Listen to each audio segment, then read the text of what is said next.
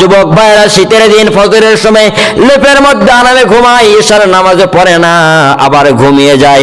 ও যুবক, আমি তোমাদেরকে বলতে চাই, মৃত্যুর যাতনা তো এত বেশি কঠিন, এত ভয়াবহ।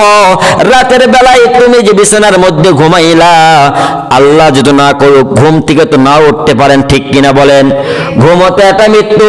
অনেক মানুষ ঘুমের ঘরেও মারা যায়, আপনিও তো মারা যেতে পারেন।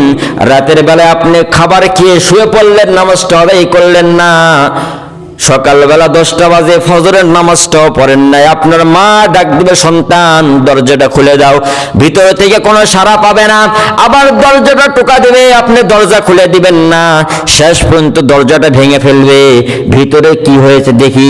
দরজাটা যখন খুলে ফেলবে, ভিতরে গিয়ে আপনার শরীরের মধ্যে হাত দিবে, দেখবে আপনার দুনিয়াতে আর জীবিত নাই, আপনার শরীরটা বরফের মতো ঠান্ডা হয়ে গেছে, ঠিক কিনা?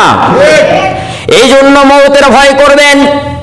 আপনি যদি দুনিয়াটা কিছুই নয়, আপনি যদি এখনই মারা যান, তাকায় দেখেন আপনাকে কেউ বাঁশ কাটার জন্য রওনা হয়ে যাবে, কেউ আপনাকে গরম পানি দ্বারা গোসল করার জন্য প্রস্তুতি নেবে, কেউ কাফনের কাপড় কেনার জন্য যাবে, আবার পাশের বাড়ির মেহমানরা আপনার জন্য শামিল হয়ে যাবে, কেউ কবর খনন করার জন্য যাবে। একটু আপনি চিন্তা করে দেখলেন না?